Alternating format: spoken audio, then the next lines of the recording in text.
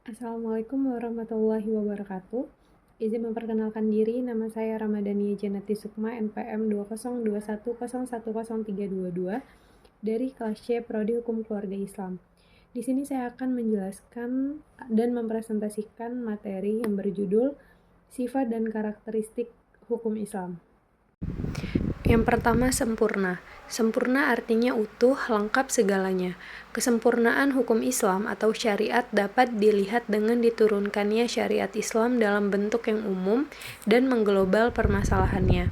Kecuali hal-hal yang bersifat langgeng, Nas memuat prinsip-prinsip hukum terperinci, konkret, dan teknis. Misalnya masalah peribadatan, perkawinan, perceraian, dan warisan diterangkan secara terperinci. Syariat Islam dapat benar-benar menjadi petunjuk universal dengan bentuk yang umum dan global tersebut. Syariat Islam juga dapat diterima di semua tempat dan di setiap saat. Juga diharapkan hukum Islam dapat berlaku sepanjang masa. Yang kedua, elastis. Sifat dan karakteristik hukum Islam yang kedua yakni elastis, mudah diubah bentuknya dan mudah kembali ke bentuk asal, lentur, dan luas. Hukum Islam memperhatikan segala aspek kehidupan manusia, baik di bidang muamalah, ibadah, jinayah, siasah, dan bidang-bidang lainnya. Namun, segala aturan yang diatur oleh hukum Islam itu tidak berarti pula menjadikan hukum Islam memiliki dogma yang kaku atau beku, keras, dan memaksa.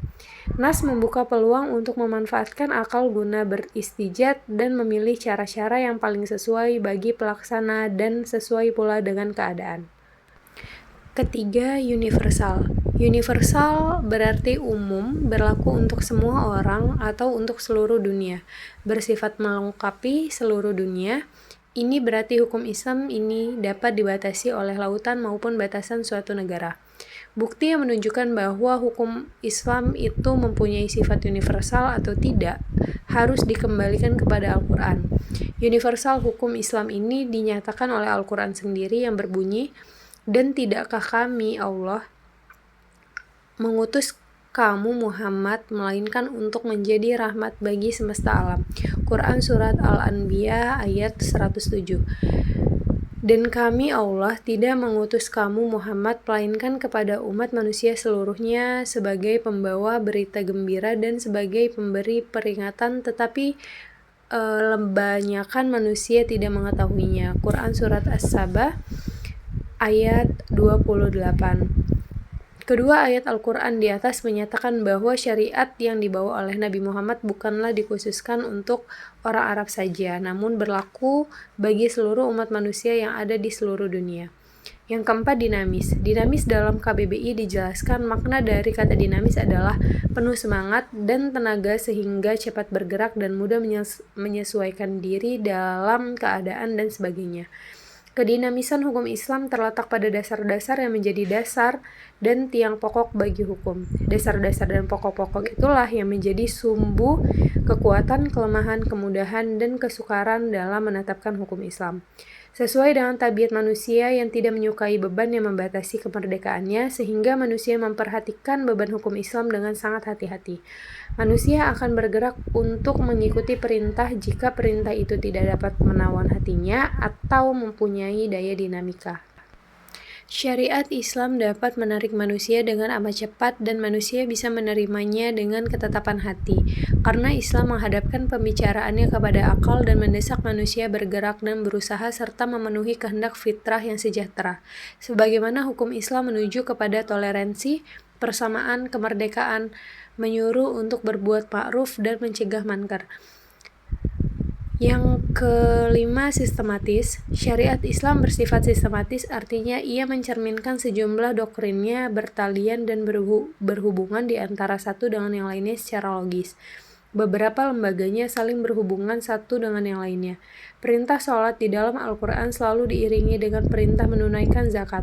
Perintah untuk makan dan minum diiringi dengan kalimat tetapi jangan berlebih-lebihan. Demikian pula dengan lembaganya, pengadilan dalam Islam tidak dapat memberikan hukum potong tangan bagi pencuri bila keadaan masyarakat sedang kacau dan terjadi kelaparan. Tidak akan memberikan hukuman rajam bagi pezina dan kebiasaan berpakaian yang belum diterapkan sebagaimana yang dikehendaki oleh hukum Islam itu sendiri. Hukum Islam dengan lembaganya demikian saling berhubungan satu sama lainnya.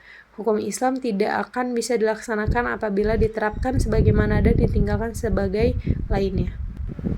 Hukum Islam bersifat ta'abudi dan ta'akuli. Bersifat ta'abudi. Lebih jelasnya, ta'abudi adalah suatu bentuk ibadah yang tujuan utamanya untuk mendekati diri kepada Allah, yakni menerima, beriman kepadanya dan segala konsekuensinya berupa ibadah yang mengandung sifat ta'abudi murni, artinya maka ide dan konsep yang terkandung di dalamnya tidak dapat dinar atau suprarasional. Bersifat ta'akuli. Kedua, yakni ta'akuli berbentuk dalam bidang muamalah. Ta'akuli ini bersifat duniawi yang maknanya dapat dipahami oleh nalar atau rasional, maka manusia dapat menaklukkannya dengan bantuan nalar dan pemikiran manusia. Ilat dari muamalah yang bersifat ta'akuli dapat dirasionalkan dengan melihat ada maslahat atau mudarat terkandung di dalamnya.